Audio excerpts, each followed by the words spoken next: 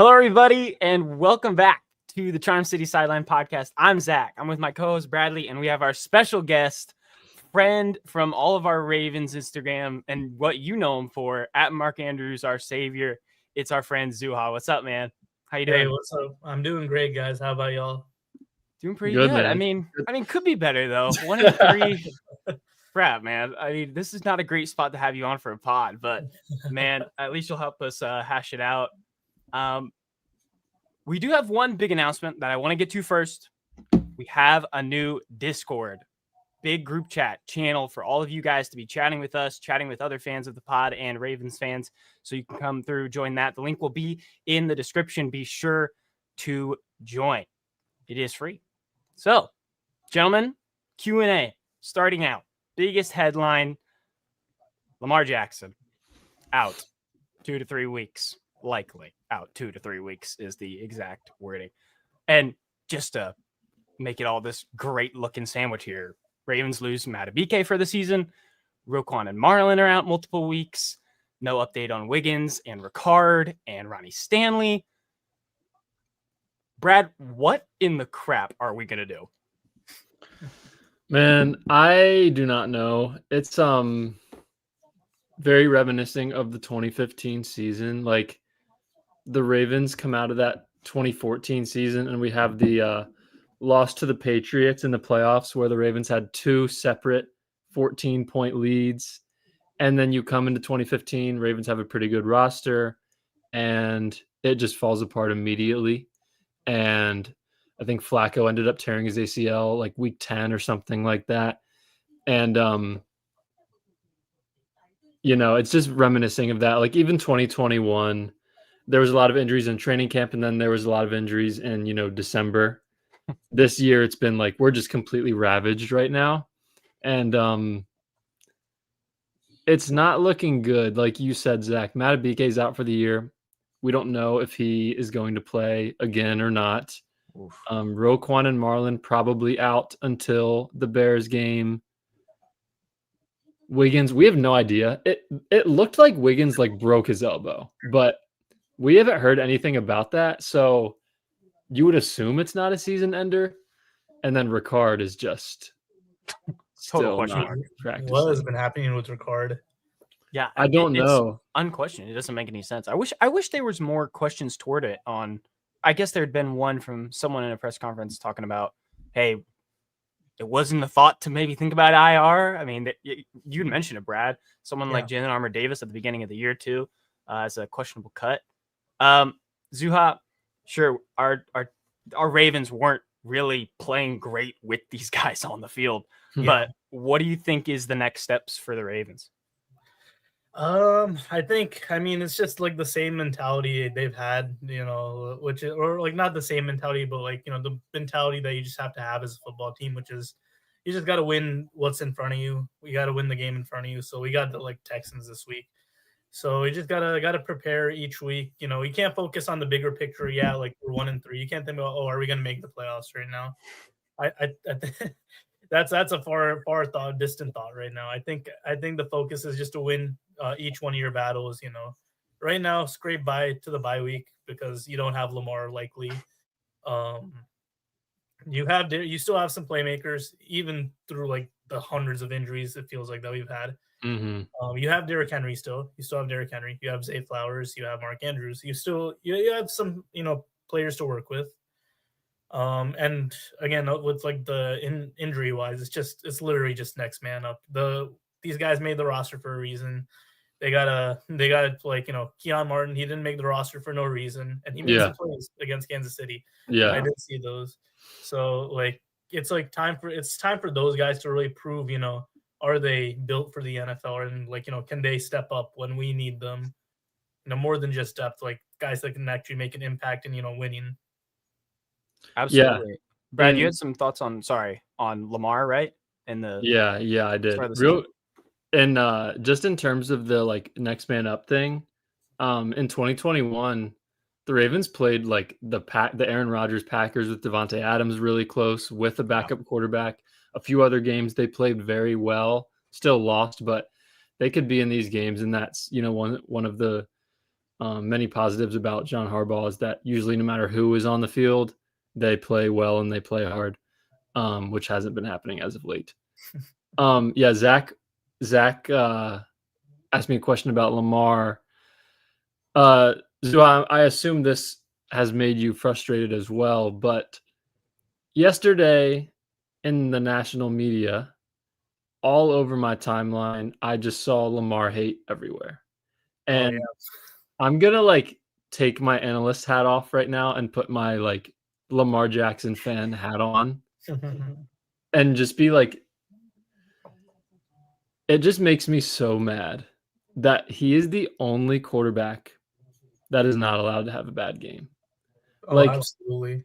Like Mahomes, the past couple years has played bad so many times, and no one really talks about it.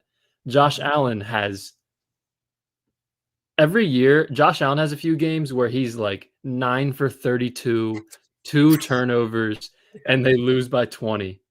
Right. And it's just radio silence. Joe Burrow will play bad games. The Ravens sometimes will blow them out, or he'll just have a terrible game against the Browns and they win 13-12, or they lose 13-9, and you don't hear anything about it.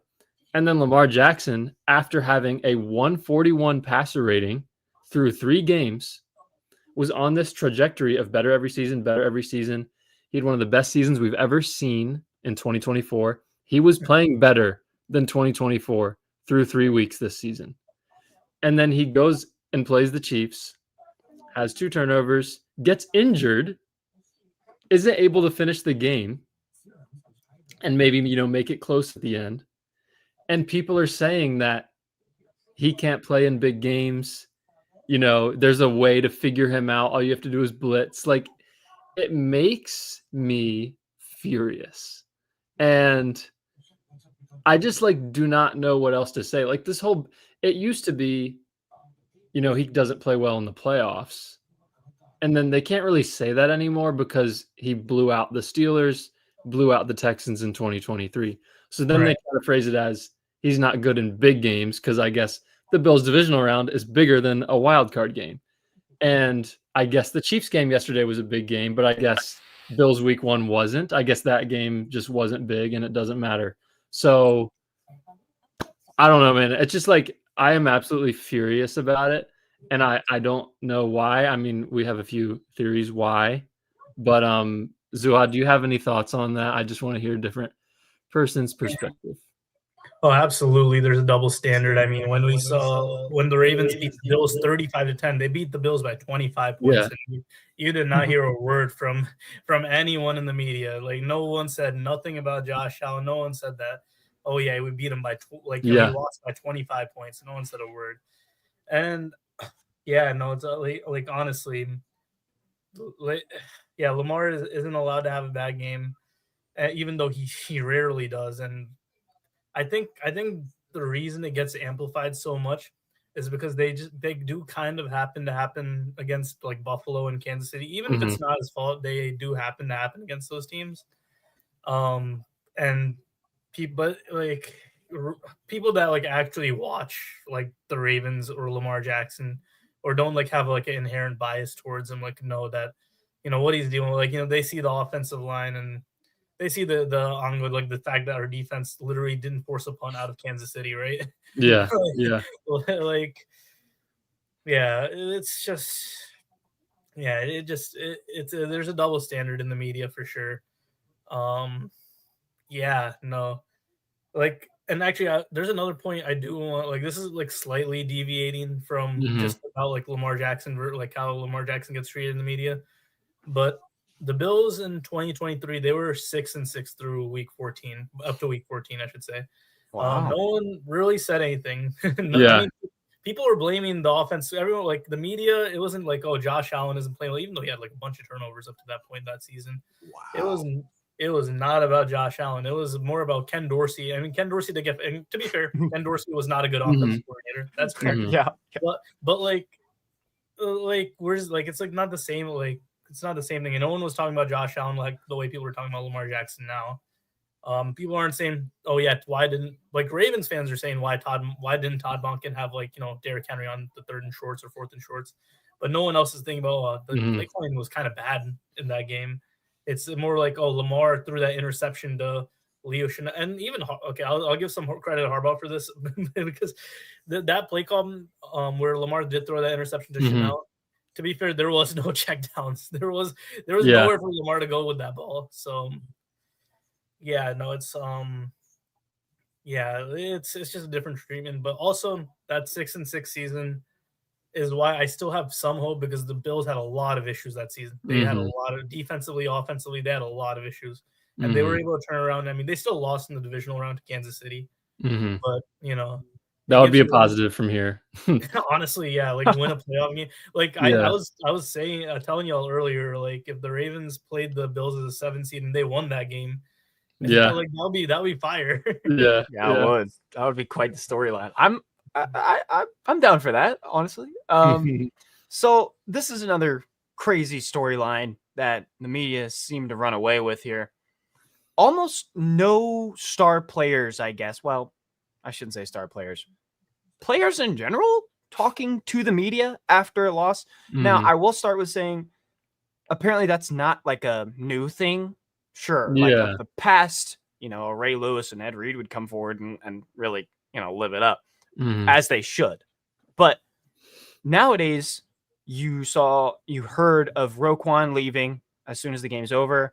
Kyle Hamilton comes forward and apologizes to the fans. I mean, talk about a total 180 from the way fans were going after him and then going out into the media. You send out Malachi Starks.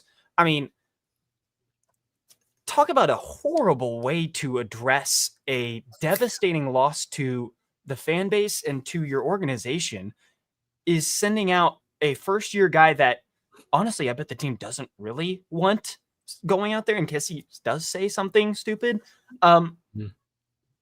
Sure. And yeah, there was a couple, injuries to some of those guys that would go forward, but you're missing a couple voices that you would expect to hear as in our Ravens leaders. So Zuha, what do you think about an idea that there is a lack of leadership with the Ravens? And maybe that even goes all the way to like Harbaugh. Yeah, no, there's definitely, I mean, if you just see how some of these guys talk about like, our team outside of like the game, I mean, obviously we know about like Marlon Humphrey's podcast, like how unserious he looks in that. It's like, first of all, it's super tone deaf to post an episode literally the morning after, right? Yeah, it is. Second of all, okay, you posted the podcast. At least like, talk like, like you don't look hurt at all. You're like joking about it almost. You're like, oh yeah, I just got cooked by Amon-Ra. Like, it was a bad day. In the office. Like with the it's just, and then like you got Kyle Hamilton, even though he apologized for this, which I actually appreciate. Like finally someone took some accountability, but the fact they even said that we were like spoiled after we literally had the worst defense through the first 3 weeks. Yeah. Maybe outside the Cowboys, that's it. But you see stuff like that, and it's just like the culture just something feels off when you see stuff like that.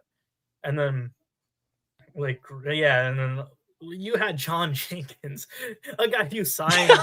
He signed off the scraps to start talking in a press conference. That's ridiculous. Dude, it's like next game, you're gonna have Zaire Mitchell-Payton doing an interview. bro. Yeah, don't want that, man. Yeah, but it's just and then like I've seen people talk about Roquan being this like fake tough guy and giving these like tough speeches, like talking tough, dishing out these hits and then like not putting in the performances. I'm not. While it was a little bit surprising, even though I know he was hurt, it was a little bit surprising that he didn't talk to the press conference. I will still want to give him a little bit of a benefit of the doubt, just because of that injury, and just because I've known him to be a leader this entire time on the Ravens. But yeah, there's definitely some question. Like some of the top guys, the way they've been acting, it's definitely a little bit questionable. Like, it's not the stuff like you would be accustomed to from like Ray Lewis and Ed Reed back in the day. Yeah. Or even in like, the mid 2010s when you had like some like we had like guys like CJ Mosley, someone that could like, really sure. like Mhm. Like people don't talk about like how CN Mosley was like low key a very good leader, Yeah. and like that we had a top like 3 defense a couple of years in a row. So yeah, I think there is something. I think it's a little bit of everything. I think Roquan sometimes doesn't want to face the heat directly, which is not a good thing not something you want to see from a leader. Mhm. Guys like Kyle Hamilton, Marlon Humphrey, they're like they just they don't seem as bothered by it. And then like I think ultimately it does like John Harbaugh, his culture, it's it's not great right now. It is really not. And I don't even think Harbaugh is a bad leader necessarily, but like Yeah. when the going gets tough, I don't think he's there for them all Mhm. the time Mm. necessarily. Yeah. Yeah, the whole players not talking to the media thing, I think is like a little overblown, but at Mhm. the same time, Roquan got injured, so he didn't talk to the media. Like that's pretty normal. I mean, sometimes players get injured during the game and they still do. But like I don't think Roquan ever talks to the media after a loss. Like at least that's what Jeff Zrebiec said on the Ravens Yeah. Collective, I'm pretty sure. Um and Kyle Hamilton, I honestly completely forgive him for the him saying that Ravens fans are spoiled because he Me came too. out there and apologized for it without even being asked about it. Combine that with him basically always speaking to the media after losses and saying, you know, that this isn't good and this isn't up to their standard.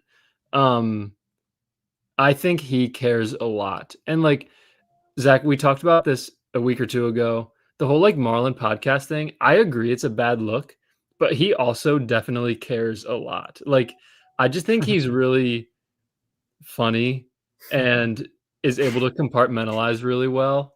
And I think he cares more than most people on this team, honestly. So it's hard for me to bash Marlon for doing the whole podcast thing, but like maybe do it on Wednesday or Thursday, not like the morning after a game. Okay, I'll agree with you. Yeah. And that's sort of how I feel about that. But yeah. Okay. Well, I thought what was interesting in just the Ravens Collective a little bit ago is we were talking about how Harbaugh is so uh, well thought with his wording in each of these press conferences, and Mhm. almost alluding to how he was throwing Monken under the bus, which we'll talk about here later. But Yeah. throwing Monken under the bus and it being a sort of motivation tactic and a way to get his leaders to speak up in his team. And Mhm. I thought I just hadn't even registered that kind of an idea. I I love the thought that he is trying to get maybe even a little more fire out of a team that maybe Mhm. sticks up for Monken. If not, maybe they're just sticking up for themselves, that the team just didn't play good. He's said that plenty of times. So I don't know. Wapskino here in the chat. Good question. I think we're going to answer it here in a sec. Who's the biggest to Yeah. blame so far? We'll get to it. Yes, sir. Okay, next question. Lamar's out likely 2 to 3 weeks. Do we Yep. see a ramp up in Derrick Henry usage and will it pan out? Let me just give you some stats. First quarter of the season, 3 fumbles. No fumbles last week in Kansas City, but only 8 carries. I mean, less than Mhm. 50 yards in 3 straight games is the least since like 2018 for him. Wow. What someone said today on NFL Live, I think Marcus Spears kind of went to bat for Derrick Henry. I forgot his name. Talking about how the Ravens just have to find a different plan. Like they can't advocate 20 carries to Henry if he's going to fumble like this.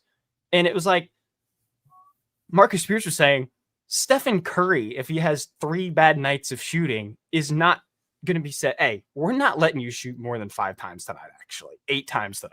No, they're going to give him the ball. He's going to shoot plenty. When you're as good as you are with Derrick Henry, he's going to get those touches. And now, if Lamar's out, I can't Yeah. expect anything less than 20. How can you not?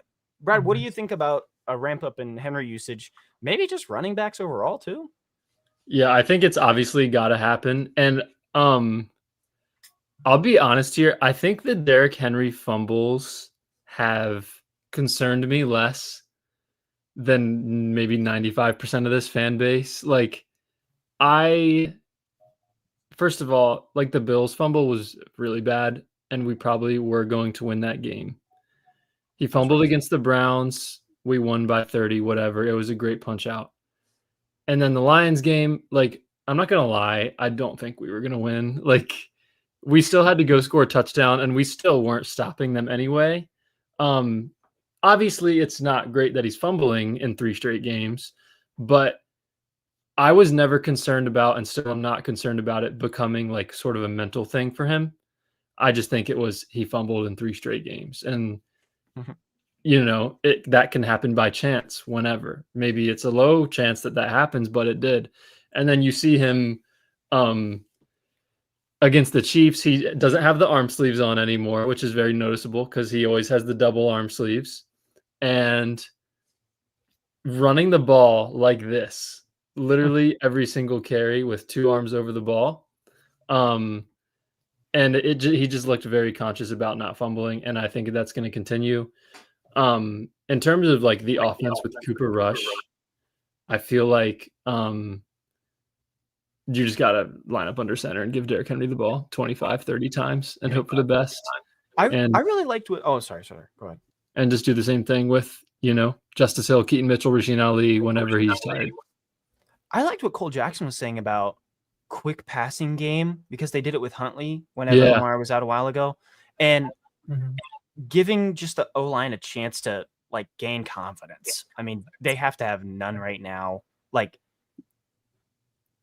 Zuha, what do you think about Henry usage? Are you worried about him? We haven't had you on for the season so far. What are you thinking about Henry and maybe leading into the Texans week?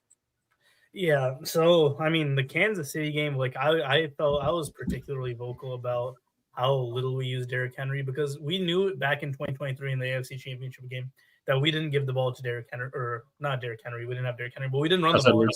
Yeah, we had Gus Edwards. I mean, still, we did not run the ball enough. We knew that their run defense was bad and their pass defense was really good. And I think it was a similar situation here. And now we have Derrick Henry on top of that. Yeah. You still forget it. Oh.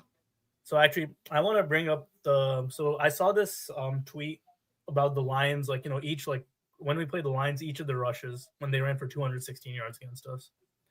And you'll see, like, the first few games. And, like, if you guys remember watching the game, like, early in the game, we kind of stuffed Jahmyr Gibbs for the first few rushes. Mm-hmm. Yeah. Like, it was, like, 0, -1, 3, -2. Like, but then, like, as you keep running the ball, it got higher and higher. Like, it got 5, 8, 10. And then eventually you had that David Montgomery 70-yard run.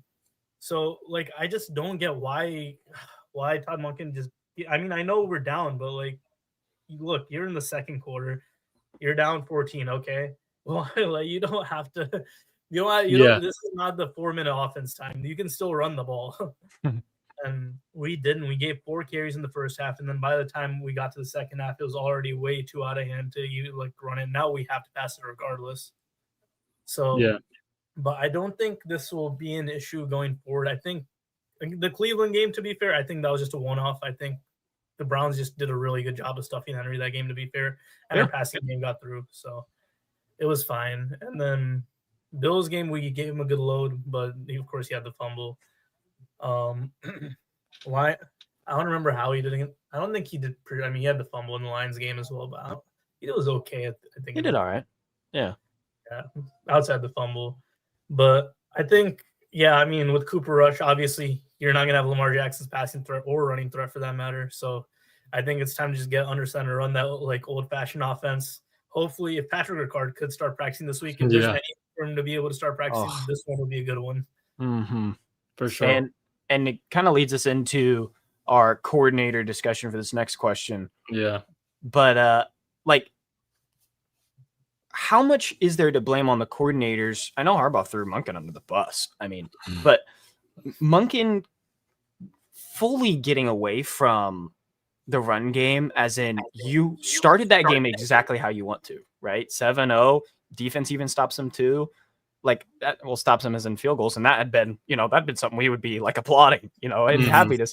And even then you get away from the run game and how good Henry has been playing. You lost the grip of that game so fast. Also because your O-line wasn't great, but Monken not even considering going back to it. It was a 10-point game after halftime, and I think they scored right out the gate, but you still would have thought the Ravens, if they had been beating themselves up as much as they did to that point, get the ball to Derrick Henry. Like, get your feet back under you. Like, you can at least churn back into this game with, at that point, a healthy Lamar, whatever you're thinking. So, Monken and Zach Orr, which would you be more surprised by that it hasn't panned out through the first 4 weeks, Brad? I mean, I don't know if I'd say in terms of Todd Monken not panning out, but I guess I'd be a little bit more surprised about that, sort of having some issues on the offensive side of the ball. But like what I will say about Monken and Orr, personnel-wise, the O-line and the D-line are both not good right now. Like, we just saw Cole Jackson try to rank the offensive linemen. And he said Ronnie 1. And then at 2, he basically didn't even know what to say because the other 4 guys have all been terrible. Like, Linderbaum? What'd you say? Even Linderbaum? Yeah, Tyler Linderbaum has not been good. And Voorhees, Linderbaum, Falele, and Rosengarten have all been bad this year. Ronnie had a little bit of a hiccup against Myles Garrett. We'll give him that. Yeah. But, like, those 4 guys have been bad. And then on the D-line, like, the game planning has not been good. But Zach Orr has no pass rush. These guys are not winning in the pass rush department. And it's very hard to call a defense when no one can rush the passer. Yeah, that's a great comment from Khalil. It's a lot harder for a center to play well when not just one guard is playing bad, but both guys next to him are playing very poorly. Yeah. So that's something to think about as well. But in terms of Monken and Orr, both of them have not been as good as I would have hoped. But at the same time, especially Orr, I mean, Zach Orr is dealing with like 6 starters being out right now. I mean, that's pretty tough. Yeah. Zuha, what do you think? Yeah, I mean, I would say Todd Monken, I thought through the first 3 games, honestly, I thought he was relatively fine. Like, Bills, you put up 40 points. Okay. Like you should not lose a game where you score 40. Totally. Right. Then the Browns game, that was fine as well. I mean, first half struggled a little bit. Second half, though, made adjustments and, absolutely. It worked out. Third week was Detroit. And even Detroit, I mean, I know one of them was a garbage time touchdown, but we did put up 30. I will say the second half offense was not as good. But even then, I can let it slide. Like, again, your defense really should not be allowing 38. Yeah. And you didn't expect Derrick Henry to fumble for the 3rd time in the season as well. So, yeah. Then Kansas City was definitely his worst performance. I'm not pushing against Todd Monken yet. I do think now I will say, in terms of Harbaugh's comments, I don't think what he said about Monken was wrong. In fact, I kind of like that he's actually calling out his coaching staff a little bit. But it's like, you got to keep the same energy for Zach Orr, who's underperformed even more than Todd Monken has. Because Monken was 1 game where, like, yeah, he still hasn't adjusted the game plan. Or it's been consistently bad. Like, okay, so Buffalo, it started off hot, and then the defense played a little bit better in the 3rd quarter-ish. And then 4th quarter, it's like we're playing prevent. We're not getting a single stop. We're running cover 6, and Keon Coleman's just eating that alive, right? Cleveland, you're going up against Joe Flacco. Like, no offense, like, but you're going up against Joe Flacco in 2025. Love my guy. He's already benched too, so exactly. Yeah, that's a good point to make. Yeah. Sorry, go ahead, Zoe. Yeah. Sorry. Then okay, you lose Matabike, but it's like one. I know he's all pro D tackle, but 1 loss on that defensive line should not mean. And I know that Jahmyr Gibbs and David Montgomery and the Lions' offensive line is solid, but you're giving up 216 yards. Like that's kind of ridiculous. And even Goff, like you're not like Goff, like on those third downs, he was getting us. He's like getting Amon-Ra. He's getting Amon-Ra down the field. I think he even had like J-Mo for like a play.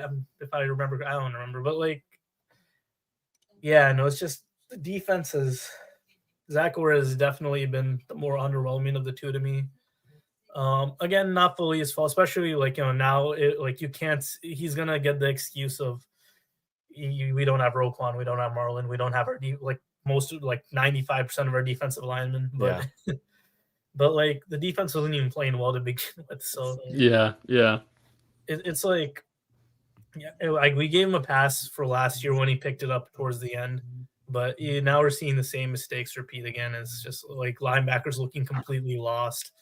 Pass rushing like scheme fully uncreative. Like someone, I forget who it was. Someone mentioned like that we sent like a 7-man rush or something, or 8-man rush. Yeah, no one gets home. No one gets home. Like, how does that even happen, bro? Like, how does that even happen?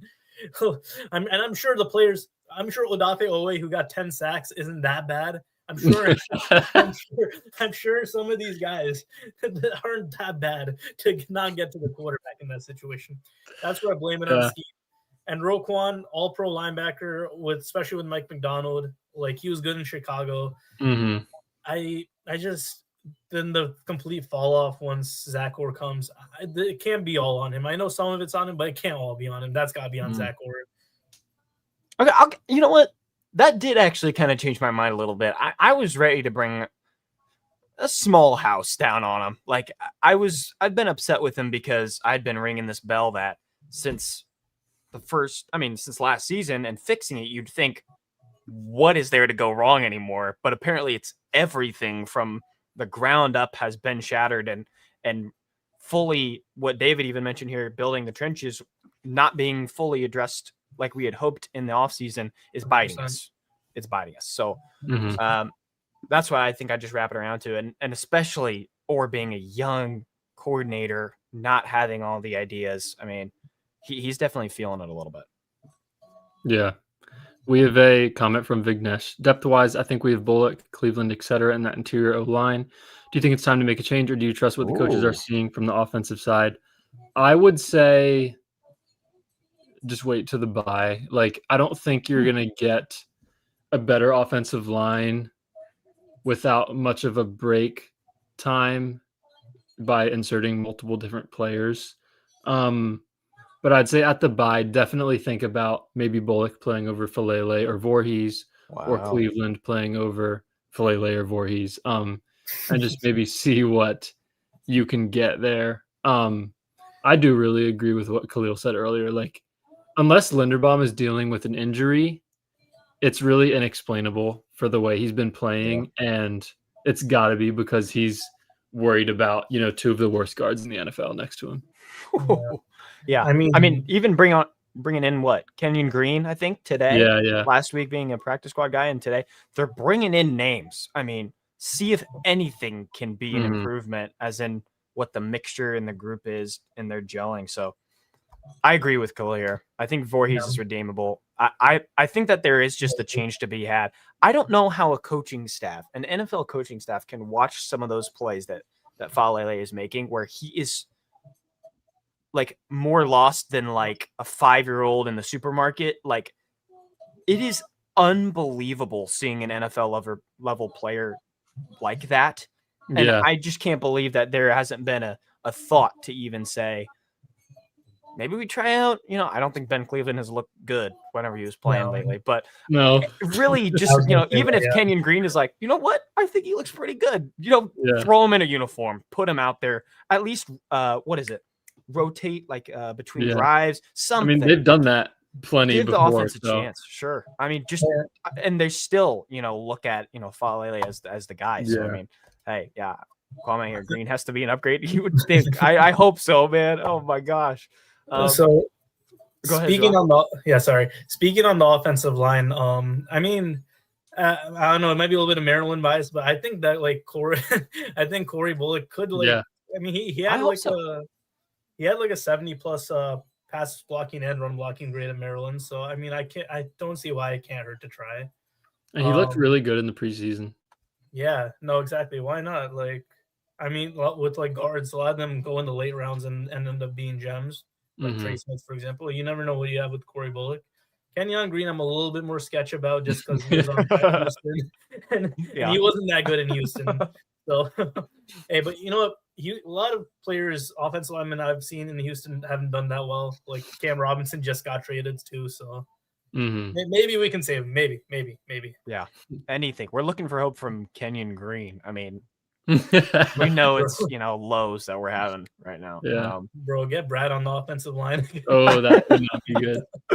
I'm about 150 pounds short there. Call me anything. That's awesome. Okay, well, let's get to this next one.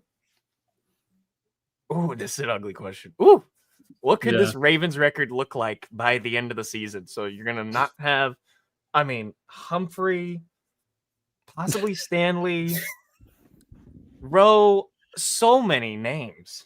Lamar, obviously, for the Texans, who are down on their luck, but last week they made a big change. They have a new play caller defensive side, and they pitched a shutout. I mean, they're the highest scoring defense in the NFL. Chaos year 5-11. Jeez.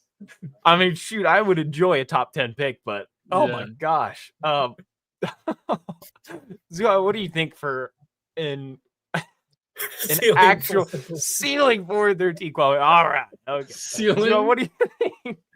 What do you think for our potential record for this Ravens team? 14-3. Nah, psych, nah. I think right now, people are still over. I know this is gonna sound so John Harbaugh, but I think people are still like overreacting just a little bit. I think the only difference between maybe previous seasons where we started slow and like this season is, well, for one, I mean 1-3. We haven't been 1-3. We haven't been this bad. Yeah, but we haven't. But also, I think it's just because culture and morale are just kind of at a low. Mm-hmm. I think these 2 weeks with Cooper, I mean, we just got to get to the bye. I think if we can win one game, if we can beat Houston with Cooper Rush, and then I'm kind of marking off the Rams game low key at this point. Yeah, I'm not gonna lie. I mean, hey, we did play them close in 2021 with Tyler Huntley, but yeah. And also another thing to note about the O-line for these next 2 weeks, everyone had been talking about, actually very optimistically, that, hey, if Rush gets this quick pass game and the offense, gets some good blocks for Henry and we're just churning these tough yardage, maybe the O-line looks really good. You're playing 2 heck of an edge rushers, and I believe Jonathan Hankins in the middle for the Texans. Oh, yeah, and that's then true. The Rams with 2 young guys in the edge game as well. Yeah. I mean, it could easily be the optimism that we're thinking of, and it could easily be the opposite, where it is a meltdown with this group. Sure, they're down on their luck when we really only have a healthy Linderbaum and Rosengarten that we're confident in, and confidence is still talking a little highly, but oh my gosh, going into 2 weeks, this is not a good 2 to be playing for this kind of situation. So yeah, for me on the record, so they got Houston and LA. If they beat Houston, they really could make the playoffs. If they go into this bye at 2-4, they really could have a shot at this thing. They have Chicago, Miami, Minnesota, Cleveland, and New York, Bengals twice, Steelers twice, Packers, Patriots. If they're 2-4 at the bye, you would need to go 8-3. That's very possible. So, especially if Lamar's back after the bye. Yeah, and so I don't think any of those are really exaggerations in any way, overreactions in any way. Harbaugh and the media still, all the sports books still saying that the Ravens are 5th in Super Bowl odds. I mean, 5th? Yeah. How in the world can we even imagine that? Also, the odds-on favorite to win the AFC North, and the Steelers were started out 3-1. Like, we're talking about some serious, like, it looks like the sky is falling right now, but holy crap. Like, where is the help that is supposed to happen that with these Pro Bowl level players, these all pro level players going into, hopefully a week 8? Is there the new look Ravens that we're hoping for off of this bye? Like, it's hard to see a light at the end of the tunnel, given the, this is going to be an ugly drum to beat here. You could even point at someone like Emory Jones as like a guy to help out. You'd hope helps out if he can practice. See, 4th and 5th, 6th round guys that we're drafting, and we can even grow confident in. The last couple years have been wastes of draft picks from DaCosta trying to address the arguably most important part of the team at this point. Every media analyst will tell you that, the trenches are where the game is won. The Eagles winning the Super Bowl shows everyone the blueprint of how you're supposed to win, with the trenches being as dominant as they are. So many first-round picks. Their O-line is unreal and paid. So the Ravens don't have the luxury of this kind of thing, but there is still this like inability to address such a big need, and it is really bright right now. Like, it is as bright of a you have messed up officially, because there's not really depth that's going to save you. It's not like there really was in the past, but even back then when we had a Patrick McCarry that was coming in and could fill in for a couple of games, it was still kind of confidence, I would say. Like, you would still say the O-line can still play good with him. So there has to be a bigger address from DaCosta in my mind. And I think they're going to try and get some names in. Another headline we didn't say from earlier today, Eric Kendricks came in for a visit. Yeah. So they're trying to get names in the building to switch stuff up, to mess up a little energy. But man, I look at this roster right now and I'm just fully disappointed, as in where it was supposed to be on paper and where it's actually at on the field. It looks like night and day, right, guys? Yeah. And obviously for these Q&As, we try to get any question we get live from you guys. And there's one from Kwame here. 20 game sample size of Zach Orr. What's his grade? I feel like D, because they've been the 32nd ranked defense for most of the time that he's been the defensive coordinator. Yeah. But you have to give him some credit for getting it together last year. And like, multiple guys on this defensive staff praised him for, how well he rallied the troops last year, the second half of the season. So I do want to give him some credit for that. I'll probably go like D or D+. And also combined with the fact that we are ravaged by injuries right now. I would say like C- probably. Very similar to D. I think we played well towards the end of the season. We played really bad towards the beginning of last season. But I thought there were some good moments in that, like in his defense. I mean, again, we held Buffalo to 10 points. We held Josh Allen to 10 points in the regular season. Yeah. And even in the playoff game, we held Pittsburgh to 7 points essentially. I'm not even going to count that Pickens touchdown at the end. And then we had I'm going to blame that on Brandon Stevens. But this is actually a really good point though. Zach Orr's defense does not produce turnovers. That's a big issue. And that's been a big issue in the playoffs. That might honestly drag it down to a D, if anything. Yeah. And that's a comment from our friends at the Purple Rain podcast that Zach Orr's defense is averaging 0.9 turnovers a game, lowest by any Ravens D coordinator in Ravens history.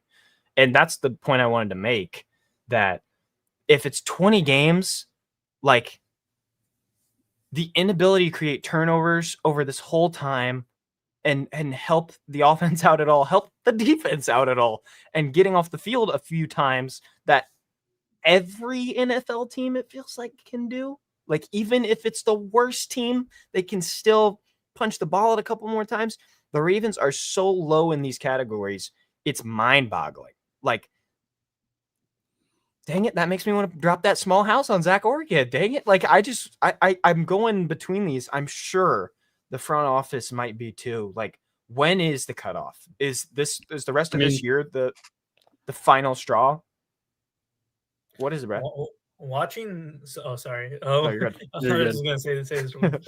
Watching Zach Orr's defense reminds me of how I try to play defense on Madden 26, which is literally like when they say apparently they're close enough. It's literally like oh, we got to stop on first and second down. Now we have to survive third down, and you don't survive third down. You just keep on like you can hold up for 2 plays, but you can't hold up for the third play. Yeah.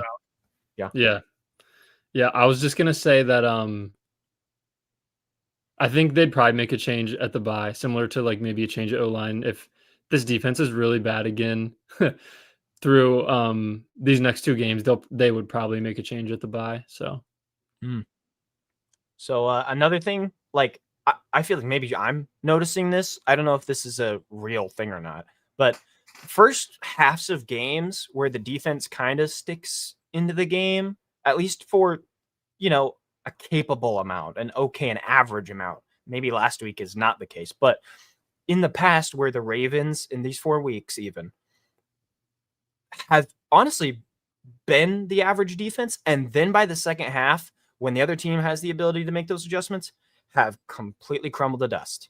mm-hmm. So if the Ravens aren't also making adjustments at halftime defensively, maybe that's an issue. Maybe it's I think I heard someone say that their defense is super bland, as in they're trying to get the basics right now. Like they're trying to make that look good before they create these, expensive looking misdirections and disguises. So it might need a few weeks to really churn out, but 20 games, that also kind of hits a little different hearing that it's that big of a sample size and it's not turned out really at all to expectations.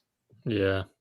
I have like one more point to make about this, and this is where I give a little bit of blame of Eric DaCosta, and we know like we've talked about how he hasn't addressed the offensive trenches, but he also hasn't addressed the defensive trenches. Like Mike Green is maybe our best passer, right? Or actually no, it's Tavius Robinson. Robinson. Mike Green's like getting 7% win rates. Yeah. It's between those two for sure. I think Tavius Robinson is like the only pass rusher on our team that has multiple sacks right now, which is kind of crazy. Yeah. That's unreal. Yeah. So, and the thing is, like the way he structured that defense with like the really good players in the secondary and like average to below average pass rush, is you need a defensive coordinator for that can like simulate pressure properly, to create proper disguises with those guys. Like the secondary will play those fine, but then like those like simulated pressures have to like get like it's those defenses are like made to confuse the quarterback. Like we've seen it with Brian Flores in Minnesota. He made Andrew Van Ginkel a Pro Bowler, right? But thing is, that worked with Mike McDonald. You need a very competent defense coordinator, someone that really knows the game, that can organize these. Because if you're talking about like a normal like a defense, like a top defense that has like that's front seven heavy rather than secondary heavy. You don't have to do much. You can send a base defense, you can send 4, and they'll get to the quarterback. Exactly. The quarterbacks have to worry about it. Whereas with these types of defenses, you have to like actually design like complex schemes of how you're going to get pressure out of these guys and how you're going to get to them. And Mike McDonald was good at that. And that's why our defenses were so good, and that's why like our pass rush was like issues have been covered. And again, like it's like same thing like with like how like Dan Quinn made Vic Beasley and Dante Fowler double-digit sack players. Yeah. Like if you have a good scheme, it'll work. But if you don't have like if you have someone that can't properly organize those, exactly. Natural pressure is better than simulated pressure. If you don't have someone that can actually properly organize and scheme those pressures and get these guys to like play out these complex like instructions, you're gonna see a lot of miscommunication, which has been very common in Zach Orr's defense. A lot of miscommunications have been happening. Even in the Chiefs game, I remember like there was a play where Nate Wiggins was like, "What's the play? What's the play? What's the play?" Yeah. He had no idea what was going on. I think there's a flat route wide open. He walked in for a touchdown. So you need a proper like actual genius like Mike McDonald to run a defense like that. Wow. And I we love don't. that point. And we don't. I like Zach. I mean, I like Zach. Well, okay. I'll say I think Zach Gore has the right ideas, but I don't think he's able to put it together quite to the level that we needed. Yeah, that's a great take. Brad, do you have anything else to add before we get to our segment? No? All right. Well, there's 18 of you in here right now. If you're new or not subscribed, you should, as we're about to get into, at least me and Brad's, now joined by Zuha, favorite new segment, the Panic Meter. We got 3 topics. We're going to rank them 1 through 100. 1 being easy breezy, no worry, and 100 being burn the house down. So, first one. How panicked are we about the Ravens' ability to win the AFC North? From 1 to 100. Brad, why don't you kick us off first? So this is a interesting situation because I remember when the Ravens were sitting at 1-1 this year, they had just blown out the Browns, and the Bengals, Burrow had been injured. The Browns obviously weren't good, and I wasn't very confident in the Steelers this year.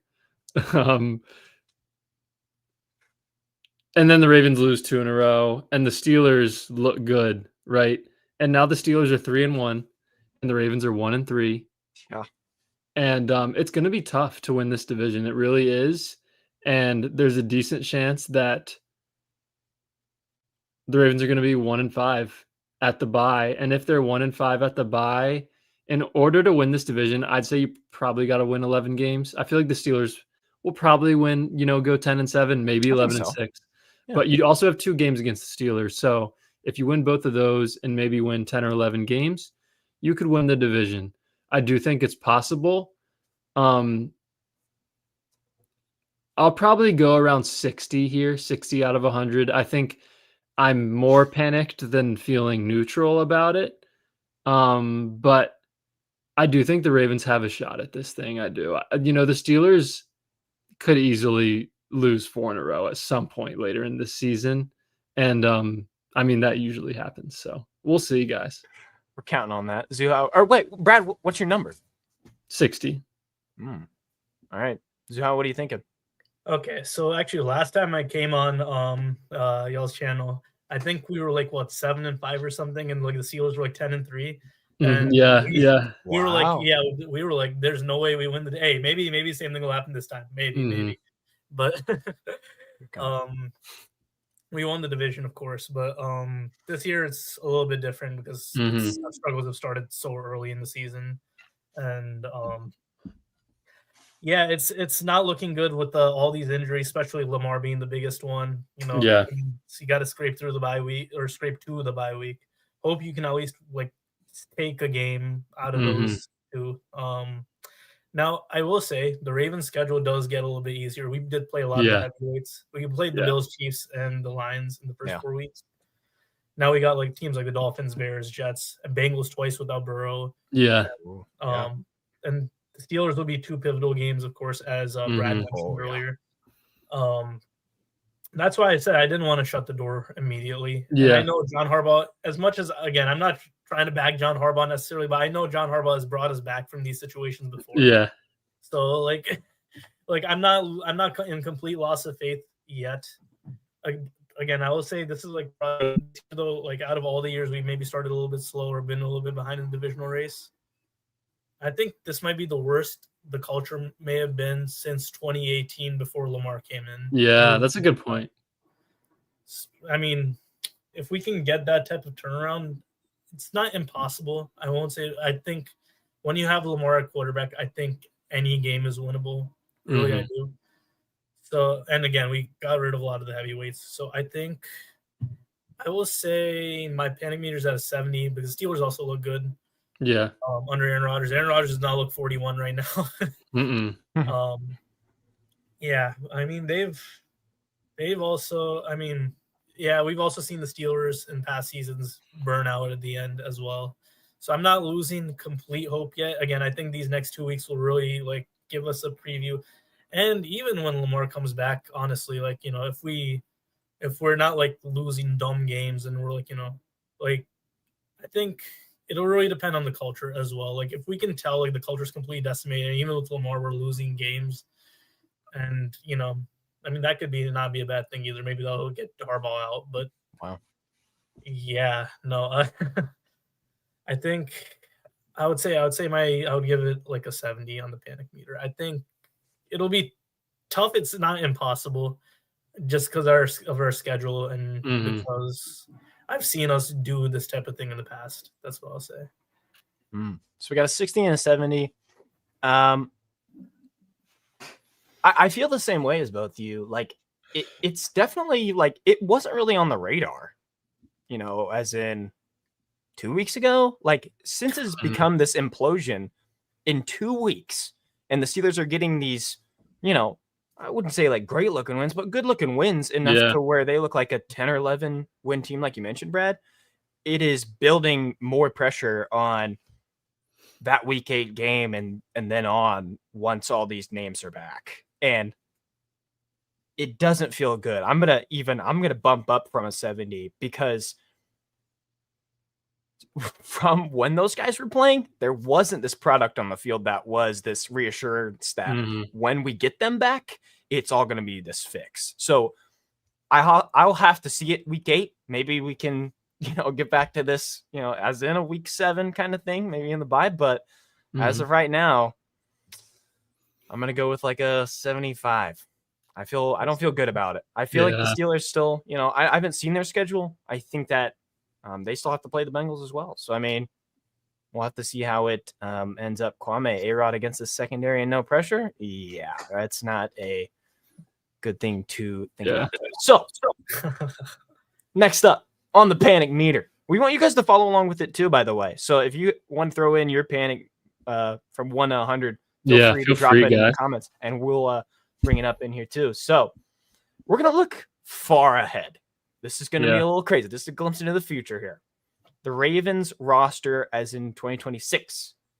Not currently signed on for that year. Mark Andrews, Isaiah Likely, Patrick Ricard, Fa'alele, Tyler Linderbaum, Matabike, technically, because of the injury, Travis Jones, Kyle Van Noy. Yeah, I'm still going. Owe, Jair Alexander. I wanted to make sure to mention this like draft pick kind of thing wherever the 4th and 5th and 6th round, we're thinking that these guys will come in and immediately be a part of the team. They're not going to. So the answer to a Ravens future roster, even continuing on, like it makes me think about a Super Bowl window, everything. Like panicked from 1 to 100 about going forward, you know, even a Lamar Jackson who has not signed an extension, bring that into the discussion. Zuha, how panicked are you about the Ravens' future in this roster? This might surprise a couple of people, but I'm actually not that panicked. I would say like a 35 to 40 actually, and it's because we've had issues like this in the past. Like when you go back to 2020, after Yonda retired, major offensive line issues. You know, we had Tyree Phillips starting, and Eric DeCosta did bring in a lot of offensive linemen that offseason. Like we brought in Kevin Zeitler that year. I believe it was that year we brought in Kevin Zeitler. Yeah.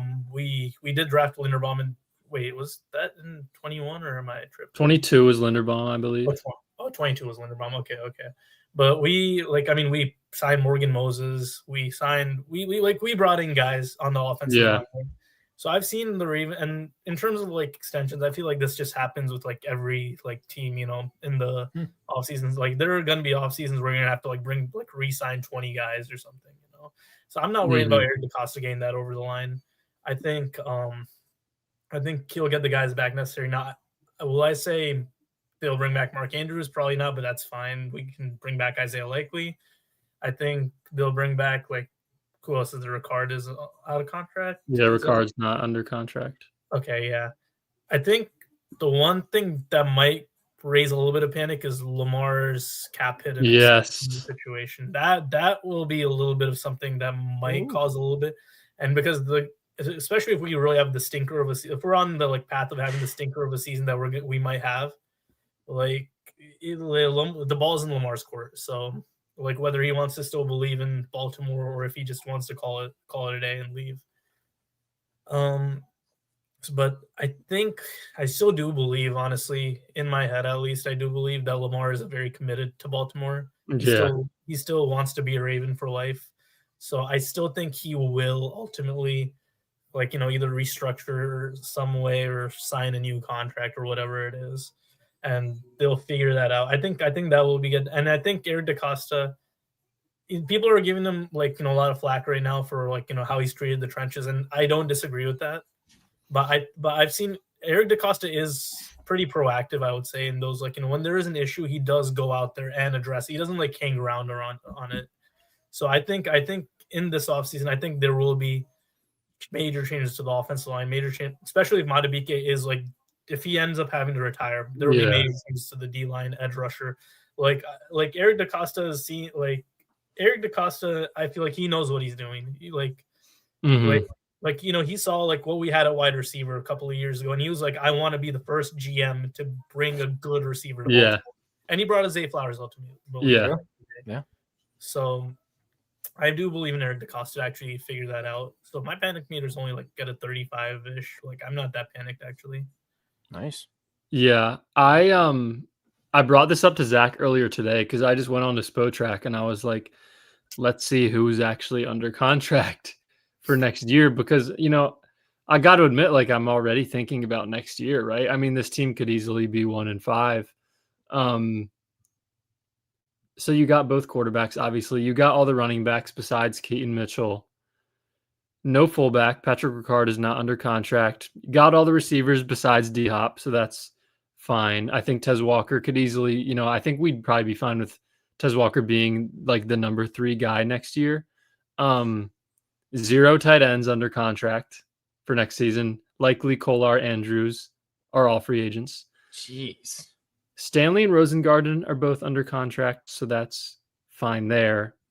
But your interior O-line, Voorhees and Emory Jones, those are the only 2 guys that are under contract for next season. Wow. So a lot of work would need to be done at center and guard, probably signing 3 starters or drafting, whatever. Wow. And then if Madubuike has to retire, you're looking at a defensive line of Broderick Washington and Aeneas Peebles.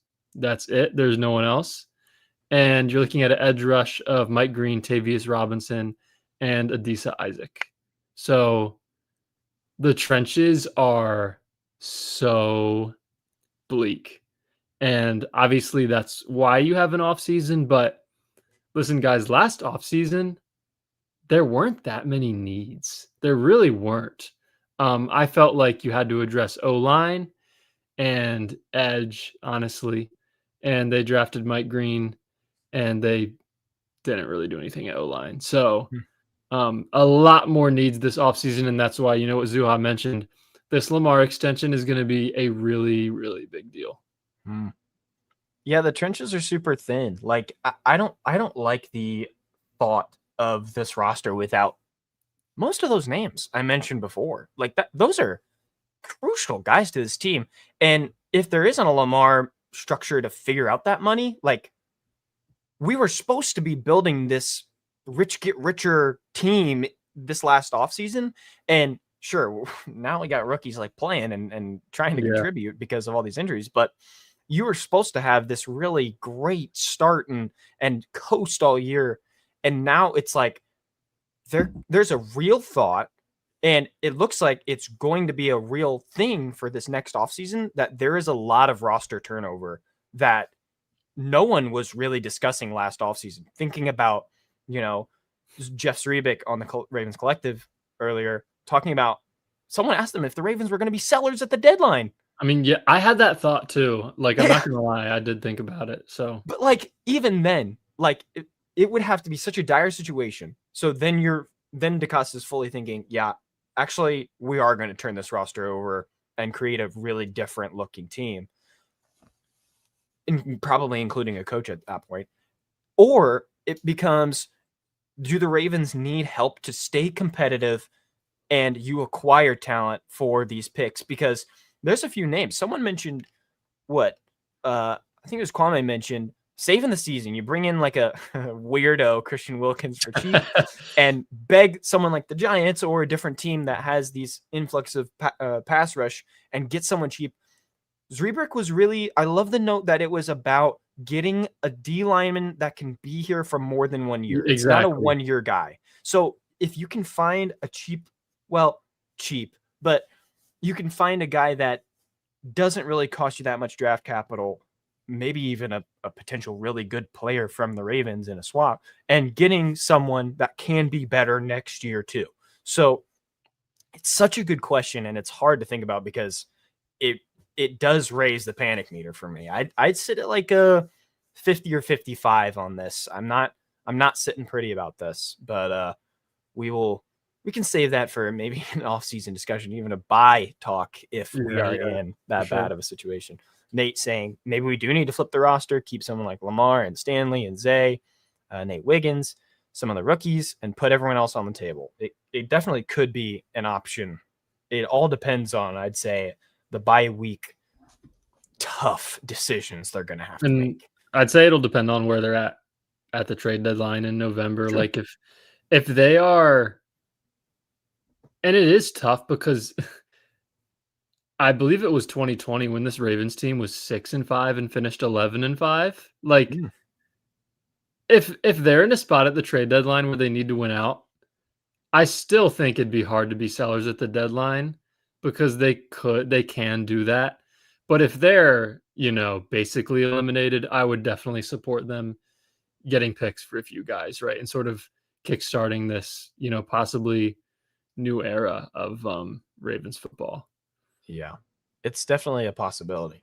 And to cap off our panic meter, gentlemen, a little preview for next week.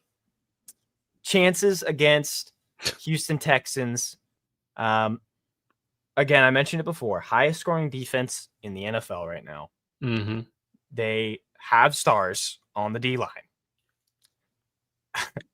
They have stars, honestly, offensively, but their O-line is so atrocious that you would think, this is really getting into, preview talks here, but the Ravens have to get some big plays from the defense. They have to get the sacks and the turnovers that they haven't gotten all year so far. And that seems like it's a big ask right now.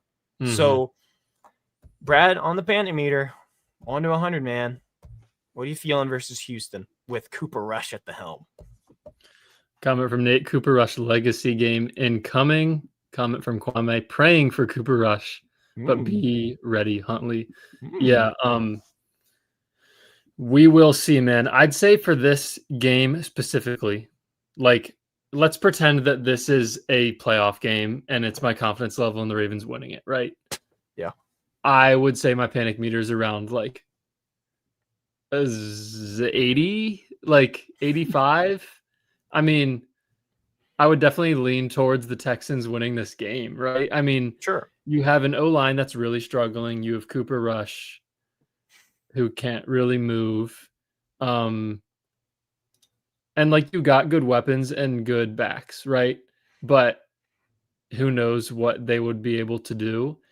And then this defense, I mean, if they don't get any pressure against this Texans offensive line, that would be really tough. I do hope that they can get some pressure, especially if, I mean, guys, like, there's a real chance Van Noy and Travis Jones are playing on Sunday. Like, this isn't all like doom and gloom. Like, we could have a decent amount of this defense back. I do think like the Ravens have no shot at winning the Super Bowl without Nnamdi Madubuike if they also don't trade for a top interior D lineman. But like, in terms of winning some of these games, if you just get a few guys back, like, this could be a little bit better. But I would still pick the Texans to win this game. Obviously, Zach and I are going to do a preview later this week. But I'd say I'm around like an 85. I'm not very confident in this game as of right now. That's some high panic. Zuha, what are you thinking? I mean, it definitely. Well, I'll say this about, so on the defensive end of the game, I'm hoping this could maybe be a get right game for a pass rush, maybe just because the Texans' offensive line is that bad. But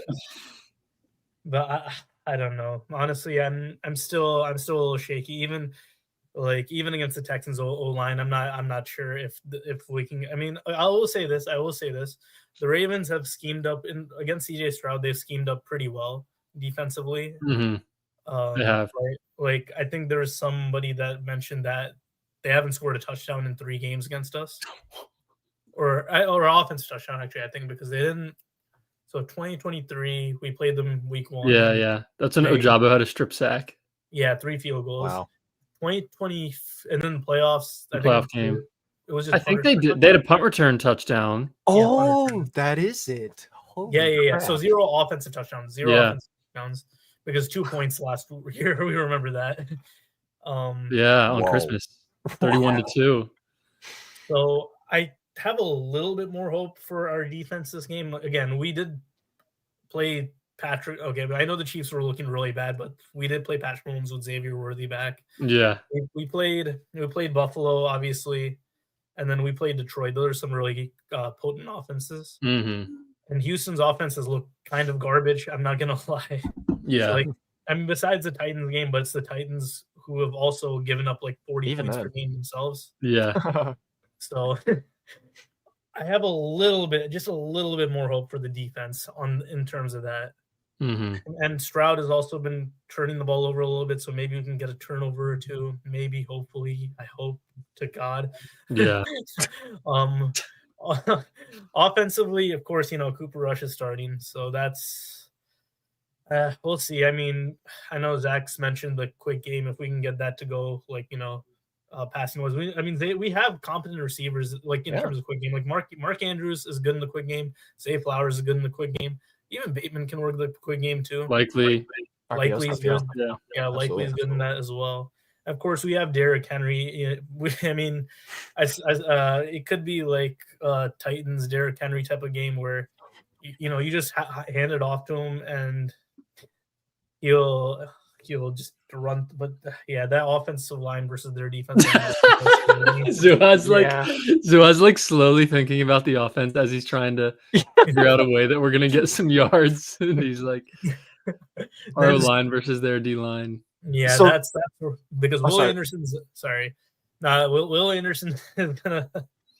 Yeah, Will Anderson versus our offensive line might be a slight issue. Yeah, Danielle Hunter, that's a nightmare. Gosh. And Danielle Hunter too. Yeah, I think we're just gonna have to rely on the quick game. Panic meter wise, I'll say it's like a 70, 75. Out of the 2 games we played before the bye, this is the more winnable one. This is the one we can steal. Yeah. It'll have to be like a dogfight type of game, like 20-17 or 16-13 type of game. Yeah. If we can win the game, but if we can win, that's all I'm taking. I'll take that. I'll take that at this point. Yeah. And so the Ravens, I think, are favored by 3.5. Yeah, I don't understand. Unbelievable. I guess it is at Ravens. Brad and me will have our prediction for the preview, but Zuha, if you had to pick the score, were you thinking a 17-14 kind of game, or were you thinking for a prediction? Right now I'm feeling. If I had to think, I would say maybe the score we would. I might be a little bit biased, but I think we could win like 16-13. Yeah, 16-13. Yeah. If the defense plays well, it's possible. Yeah. Maybe I'm just being delusional right now, but maybe. It's hard to imagine our defense holding someone to 14 points right now. Like I'm or 13, I guess too. I mean, yeah, I don't know. It'd be really difficult to pick the Ravens unless it's by 3 points max, I feel like. So even though the books are given a 3.5, that I don't understand Vegas right now. I'm not gonna lie. Book the Texans spread. Book Texans spread right now. Yeah, get it while you can. Yeah, do it while you can. So but to kind of wrap this up, like my panic meter it's gonna kind of reside with a weirdly speaking John Harbaugh, weirdly blaming Todd Monken to see if there's a little fire under this team. I'm gonna lean like towards the 60 or 55 kind of range. Like I'm definitely panicked, but I'm not like selling the short because this is like the only hope you have in this game is the defense and the special teams. The special teams look pretty good so far. The defense, though, we can't say Cooper Rush win us this ball game. No, that's not going to happen. It has to be the defense. It has to be. There's no one else. No one is coming to save us. Even though we're missing all these players, like someone has to be like the game changer defensively. If Kyle Hamilton has to literally play Superman and do whatever he has to do, like so be it. It has to be a special play to win that game. And you'll know it by the end of that game which special play it was. But again, if that's true, what Love and Legends is saying, that the Texans are favored, I mean, I don't see a world where the Ravens can win this. Like, it's definitely still giving them a 50-50 shot because I believe that this team has the star ability to make those plays. But man, it's looking bleak, as we've said a few times now. That I hope it's a get right game, but there's not a lot of guys to help out with that too. So I don't know. Yeah.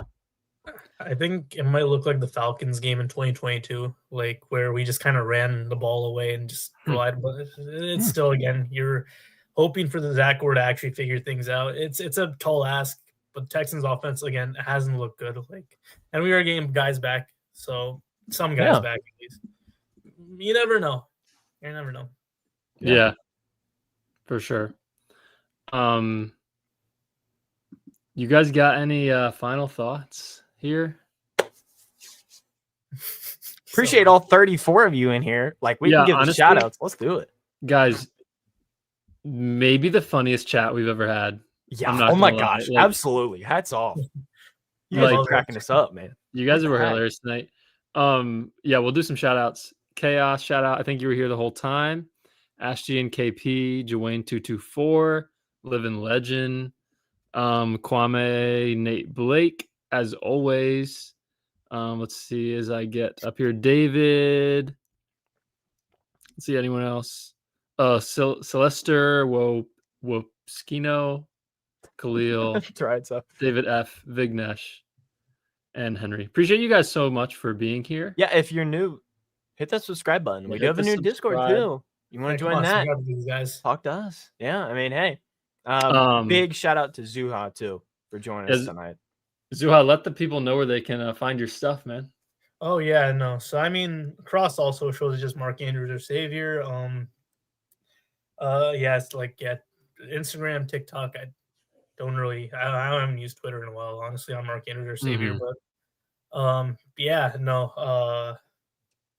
I might start a new TikTok soon, maybe. But if I do, I will post about that on Mark Andrews or Savior on Instagram. There you go. I will let you guys know if I bring that.